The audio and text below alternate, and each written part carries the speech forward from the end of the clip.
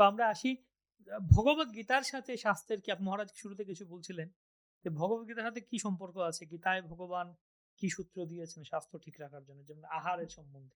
কোন জিনিসটা জানতে চান আপনি? ১ম তো আপনার রুটিন। হুম, গীতায় ১ম ভগবান সেট করেছেন রুটিন। রুটিন সেট করলেন যে, "যা নিশা সর্বভূতানাং যস্যাং জাগর্তি সম্মান। সম সংযমী।" সাধারণ লোক যা জেগে থাকে, সংযমী ব্যক্তিরা ঘুমাবে। মানে এইটা যে গীতার যে রুটিনটা সাধারণ লোকের কাছে একদম বিপরীত। দিন রাতের মতো পার্থক্য। হুম। সাধারণ লোক ঘুমাবে, ভক্তরা জাগবে। হুম, আর ভক্তরা ঘুমাবে, সাধারণ লোক জাগবে। জাগবে। আমি যখন কলকাতায় ছিলাম দেখেছি, কলকাতায় প্রচারে আমাদের প্রভুপাদের যে রুটিন চার্ট দেওয়া আছে ৯:৩০ থেকে ১০টার মধ্যে আপনাকে ঘুমাতেই হবে। তাহলে আপনি ভোর ৩:৩০ ৪টায় উঠতে পারবেন। আমরা ঘুমিয়ে যেতাম। পাশের বাড়ি দেখতাম মাঝে, মাঝে কখনো মধ্যরাতে যখন ঘুম ভাঙতো, দেখতাম রাত্রি ১টা ২টোর সময় খেতে বসেছে। হুম। ঠিক আছে? এবং আপনি জানেন দিনের বেলা এই কলকাতার লোকেরা দিনের বেলা খেতে পারে না। কেন ঘুমাতে যায় লেটে, হুম, ৩টা ৪টায় ঘুমাতে যাচ্ছে।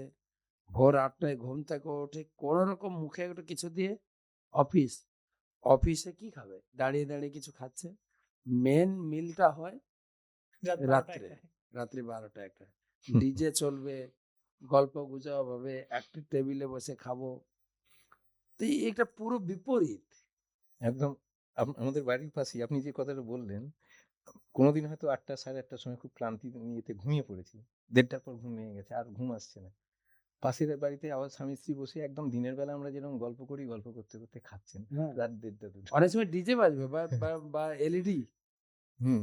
বা ফ্ল্যাট টিভি চলবে আর খেতে থাকবে। মজা করে ১ ঘন্টা ২ ঘন্টা খেতে, খেতে হ্যাঁ, যার জন্য কি হচ্ছে আয়ুর্বেদ শাস্ত্র থেকে আমাকে একজন বলেছিলেন, এটা ঠিক কিনা কারেকশন করবেন ডাক্তারবাবু।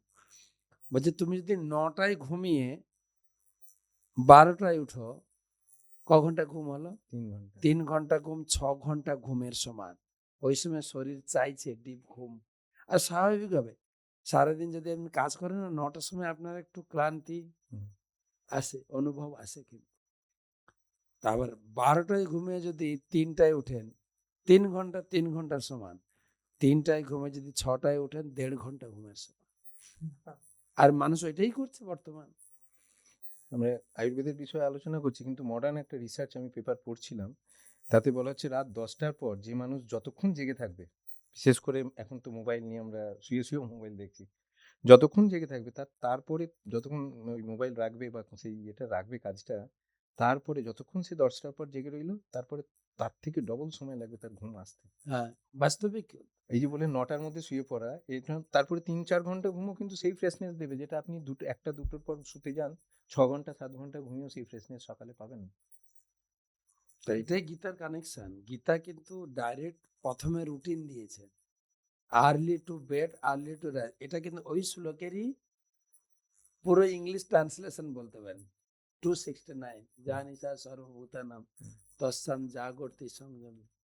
আর তৎসম শাস্ত্র জাগ্রত। সেটা বলছে আপনি ভোরে উঠে যে স্নান করে, মন সংযম করে, মাইন্ড এবং চিত্ত এত কুল থাকে ওই সময় আপনি পড়াশোনা করুন, কোনো কিছু মুখস্থ করতে যান, কোনো কিছু গভীর চিন্তায় মনোনিবেশ করে কিছু রিসার্চ করতে যান, সবটাই ফলপ্রসূ হবে কিন্তু। হুম, যেটা দেরি করে ওঠেন। তাই গীতার ১ম হচ্ছে রুটিন চার্ট। হুম, কেন দিয়েছেন? না শোনেন এই বিল্ডিং যারা আর্কিটেকচার ডিজাইন করেন, তাদের বিল্ডিং সম্বন্ধে পুরো নলেজ আছে কিন্তু। কোন দিক দিয়ে ওয়্যারিং গেছে, কোন দিক দিয়ে পাইপ লাইন গেছে সব জানা আছে কিন্তু। তাহলে এই বিল্ডিংটা বানিয়েছেন কে? ভগবান। তো ভগবান বানিয়েছেন এই শরীরটাকে মেনটেন করার একটা সূত্রও ভগবান দিয়েছেন। কখন খাবো, কতটুকু খাবো, কি খাবো, কখন ঘুমাবো, কখন জাগবো, কতটুকু কাজ করব। কাজেরও একটা চার্ট দিয়ে গেছেন। আহারের চার্ট, কাজের চার্ট, এক্সারসাইজের চার্ট, পুরো ফরম্যাট গীতার ভিতরে আছে। হরি বল। এই প্রসঙ্গে একটা কথা বলি।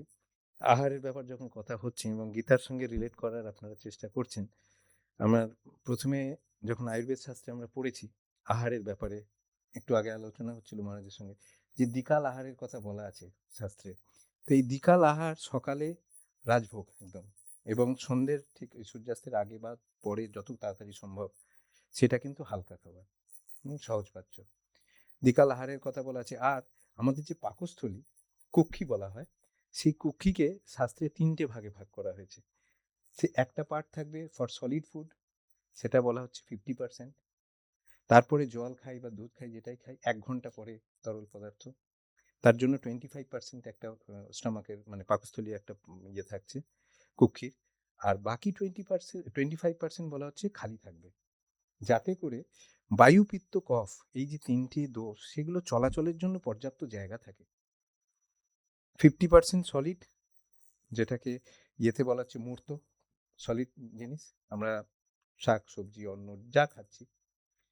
25% জল লিকুইড, এবং 25% খালি। তার মানে আমরা যে কোনো ফিস্ট প্রসাদ বা কোনো নিমন্ত্রণ বাড়িতে গিয়ে আজ দুপুরি যেরকম এই পর্যন্ত একটা খেয়ে ফেলার অভ্যাস, যে স্বাদগুলো খুব সুন্দর হয়েছে, আয়ুর্বেদ শাস্ত্র কিন্তু সেটা মানছে না। এবার যদি ভগবদ গীতার ইয়েতে আসি,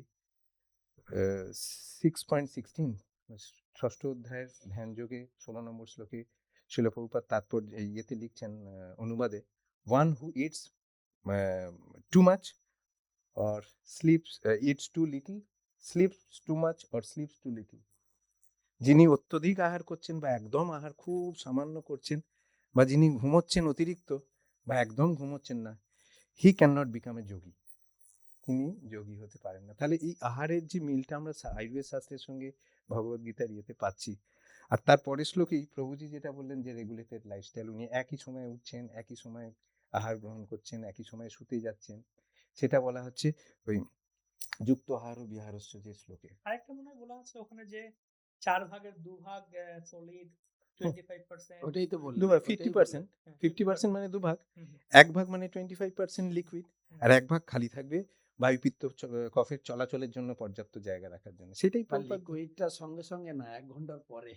সঙ্গে সঙ্গে হলেই অ্যাসিডিটি, এই না যে সঙ্গে সঙ্গে যেমন ডাল বা স্যুপ ওগুলো তো থাকছে, ওটা তো আহারের অংশ। আচ্ছা ওইটাকে এইবার লিকুইড ধরা না, হচ্ছে না। আমরা খাওয়ার শুরুতে বেশিরভাগ মানুষকে বলতে শুনি, আমি না গলা এত শুকিয়ে যায়, আমি একটু জল না খেয়ে খাবার শুরু করতে পারি না।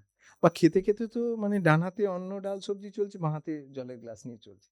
এর ফলে যেটা হচ্ছে, আমাদের যে জঠরাগ্নির কথা একটু আগে বললাম, সেই জঠরাগ্নির এমনি জল ঢেলে দিচ্ছি তো আমরা সেই, সেটা আর সেইভাবে কাজ করতে পারছে না, তার তীক্ষ্ণতা তো কমে যাচ্ছে। হ্যাঁ, ঠিক ওই রেগুলেটেড লাইফস্টাইলের কথা যেটা আমরা বলছিলাম, 17 নম্বর শ্লোকেই ইয়েতে ছিল প্রভুপাদ পরিষ্কার বলছেন, রেগুলেটেড ইটিং, স্লিপিং এবং বিহার, যে ধরনের অ্যাক্টিভিটি আমরা করি, সেগুলো যদি রেগুলেটেড হয়, তাহলে এই ভক্তির মাধ্যমেই কিন্তু আমরা অনেকাংশে রোগের ইয়েকে মিটিগেট করতে পারি। তাহলে এটা কিন্তু খুব সুন্দর। আমি যখন আয়ুর্বেদ পড়েছিলাম, তারপরে এসে শিল প্রভুপাদের এই তাৎপর্য বা অনুবাদ পড়তে গিয়ে দেখছি অদ্ভুত মিল।